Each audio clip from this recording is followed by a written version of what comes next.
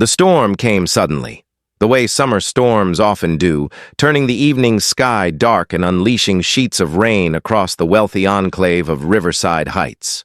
Inside his contemporary mansion, 43-year-old Vincent Castellano stood in his home gym, running on a treadmill and watching the rain streak down the floor-to-ceiling windows. Vincent had built Castellano Industries from nothing, turning a small construction company into a real estate development empire worth close to $1 billion. He had the house, the cars, the investment portfolio, and the reputation as one of the city's most successful self-made men. What he did not have was warmth in his life. After losing his wife to cancer 7 years ago, he had buried himself in work, keeping the world at a careful distance. The doorbell rang, an unusual sound in a house where visitors were rare and always scheduled. Vincent frowned, slowing the treadmill. His security system showed no car in the driveway, no delivery truck at the gate. He considered ignoring it entirely, but the bell rang again, insistent and urgent. Annoyed, Vincent grabbed a towel and headed to the front door, fully prepared to send away whatever lost driver or confused neighbor had disturbed his evening routine. But when he opened the heavy door, his irritation evaporated instantly. A little girl knelt on his front step in the pouring rain, her hands clasped together in prayer. She could not have been more than 6 years old, with red gold hair pulled into pigtails that hung limp and dripping. She wore a pink dress with flowers and a tan cardigan, both soaked through, and her bare feet were muddy and bleeding from cuts and scrapes. Her eyes were closed, her lips moving in desperate whisper, and tears streamed down her face mixing with the rain. Vincent stood frozen, his mind unable to process the scene before him. Then the little girl's eyes opened, and she looked up at him with such raw desperation that it pierced through every defense he had built. "Please, mister," she said, her voice breaking. "Please, God sent me to you. They hurt my mom. She's dying. Please help us." The words hit Vincent like a physical blow. He dropped to one knee, heedless of the rain soaking through his workout clothes. "Where is your mother? What happened?" "In the alley behind the houses," the girl sobbed, pointing back toward the service road that ran behind the properties. "Bad men came. They wanted money. Mommy said we didn't have any, and they got mad. They hurt her really bad. There was so much blood." She gulped air, her small body shaking violently. "Mommy told me to run, to find help, to pray for an angel. I ran and I saw your house, and I prayed that you would be kind. Are you kind, mister? Will you help my mommy?" Vincent felt something break open inside his chest, a flood of emotion he had kept locked away for 7 years. "Yes," he said, his voice rough. "I'll help." "What's your name, sweetheart?" "Olivia," the little girl whispered. "Olivia Bennett. My mommy is Rachel. Please hurry." Vincent pulled out his phone as he stood, dialing 911 while he reached back into his house for his keys and a jacket. He gave the emergency dispatcher his address and a brief explanation, then scooped up Olivia in his arms. "Which way?" he asked as he carried her toward his car, using his body to shield her from the worst of the rain. "That way," she pointed with a trembling hand. Vincent placed her in the passenger seat, fastening the seatbelt around her small frame before running around to the driver's side. His Mercedes SUV roared to life, and he followed the service road that wound behind his property, his headlights cutting through the darkness and rain. "Tell me exactly where," Vincent said gently, trying to keep his voice calm despite the urgency pounding through his veins. "There's a blue dumpster," Olivia said, her teeth chattering. "Behind it. We were sleeping in our car, but it broke down today. Mommy was trying to fix it when the men came." Vincent's stomach twisted. This child and her mother had been living in their car, right here in his affluent neighborhood, and he had never noticed. How many times had he driven past without seeing? "There!" Olivia cried out, pointing to a large commercial dumpster barely visible in the rain. Vincent pulled over and grabbed the flashlight he kept in his glove compartment. "Stay here," he told Olivia, but she was already unbuckling her seatbelt. "I have to see Mommy," she insisted, her voice strong despite her tears. Vincent did not have time to argue. He lifted her again and ran toward the dumpster, his flashlight beam bouncing wildly. Behind the dumpster, partially hidden by shadows and rain, a woman lay motionless on the wet pavement. "Mommy!" Olivia screamed. Vincent set the little girl down and dropped to his knees beside the woman. She was perhaps 30 years old, with long brown hair now matted with blood and rain. Her face was bruised and swollen, her clothing torn, and she was unconscious. But when Vincent checked her pulse, he found it, weak and thready but there. "Rachel," he said firmly, remembering the name Olivia had given. "Rachel, can you hear me? Help is coming. Stay with us." The woman's eyelids fluttered but did not open. Olivia knelt beside her mother, taking her hand and squeezing it tight. "Mommy, I found help," Olivia said through her sobs. "I prayed like you taught me, and God sent me to this man and he's going to save you. You have to hold on, Mommy. Please don't leave me." Vincent pulled off his jacket and laid it over Rachel, trying to keep her warm and dry. He checked her injuries as best he could with his limited medical knowledge. Head wound, possibly a concussion, bruising on her ribs that suggested she had been kicked, defensive wounds on her arms. She needed professional help immediately. In the distance, sirens wailed, growing closer. Vincent stayed kneeling in the rain and filth, one hand checking Rachel's pulse, the other resting on Olivia's shaking shoulder. "You were so brave," Vincent told the little girl. "Your mother is going to be so proud of you." "I was scared," Olivia admitted. "But Mommy always says when you're scared, you pray and you do the right thing anyway." So I did.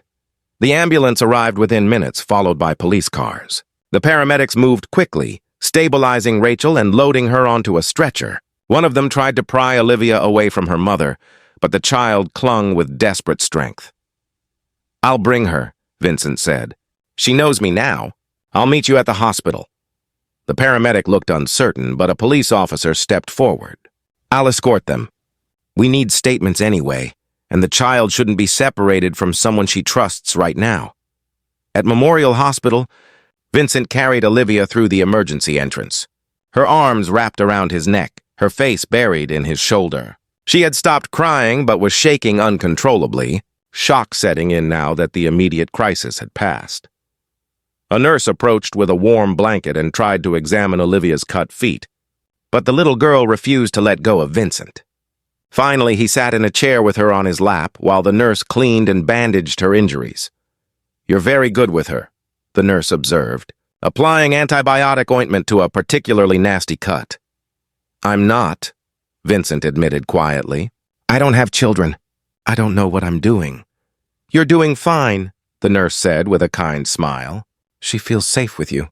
That's what matters right now." A doctor emerged after nearly an hour of waiting. "Family of Rachel Bennett?" Vincent stood, still holding Olivia. "I'm Vincent Castellano. I found Rachel and brought her daughter here. How is she?" The doctor's expression was serious but not grim. "She has a concussion, fractured ribs, extensive bruising, and needed stitches for several lacerations. She's stable and conscious now. She's been asking for her daughter." "Can I see Mommy?" Olivia asked in a small voice. "Of course you can." "Sweetheart," the doctor said gently. They followed the doctor to a small room where Rachel lay in a hospital bed. Her face clean now but showing the full extent of her injuries. Her left eye was swollen shut, her lip was split, and bandages covered various wounds. But her one open eye found Olivia immediately, and she reached out with a trembling hand. "Baby," Rachel whispered, her voice hoarse. "Oh, baby, you're safe." Olivia climbed carefully onto the bed, and Vincent watched as mother and daughter held each other, both crying now with relief and pain and love. "You saved me," Rachel said, stroking Olivia's wet hair. "You were so brave running to find help. I'm so proud of you." "I prayed, Mommy," Olivia said. "I prayed like you taught me, and I asked God to send me to someone who would help. And I found this man."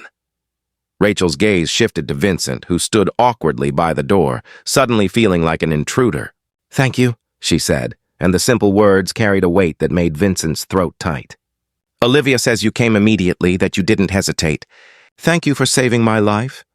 "Olivia saved your life," Vincent said quietly. "She's the bravest person I've ever met." A social worker arrived then, clipboard in hand, asking questions about their situation. Rachel answered with quiet dignity, explaining that she had lost her job as a receptionist 4 months ago when the company downsized. She had burned through her small savings trying to keep their apartment, but eventually they had been evicted. "We've been living in my car for 6 weeks," Rachel said, her voice steady despite the tears on her face. "I've been looking for work every day, trying to keep Olivia fed and safe, trying to shield her from the worst of it. Tonight we broke down and I was trying to fix the car when those men found us." She closed her eyes, fresh tears leaking out. "They wanted money for drugs. When I told them I had nothing, they got angry. I told Olivia to run, to hide, to find help. I thought they might kill me. The police caught 2 suspects matching your description a few blocks away," the social worker said.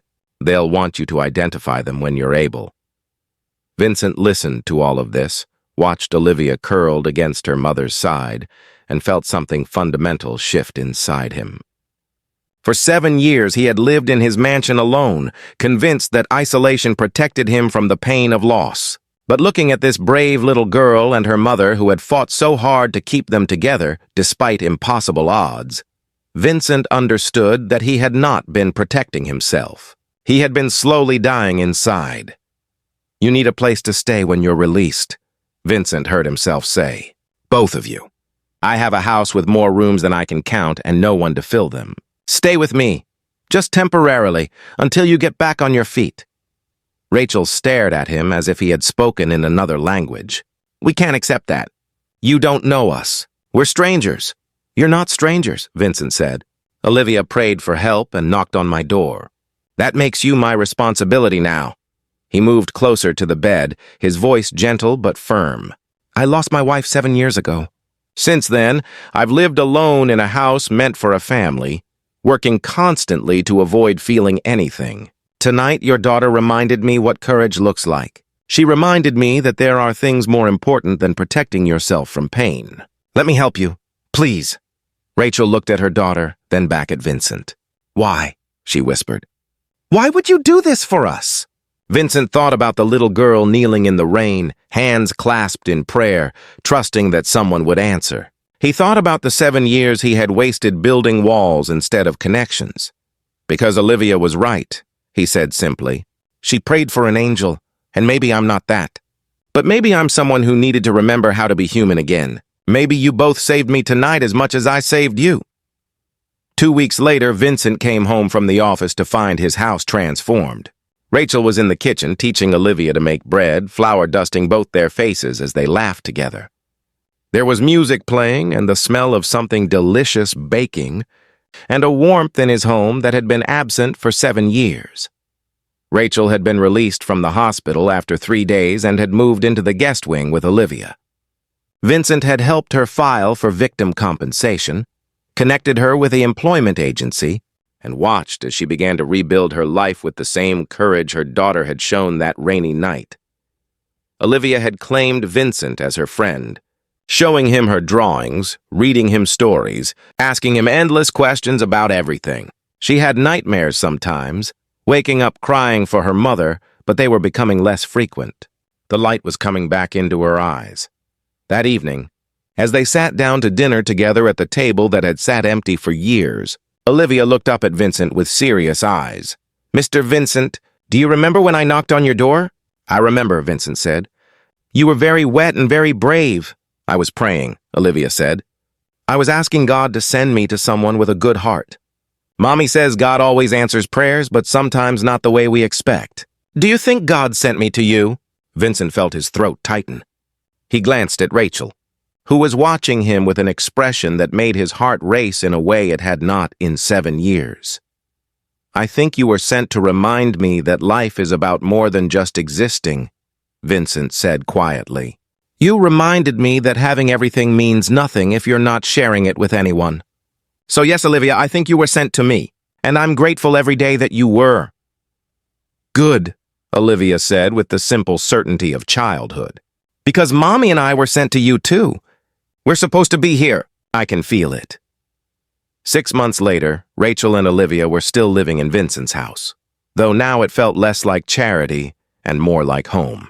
Vincent had fallen in love with Rachel's resilience and grace, with the way she had refused to let hardship make her bitter, and Olivia had stolen his heart completely. teaching him that the greatest wealth was not in bank accounts but in moments of connection and love.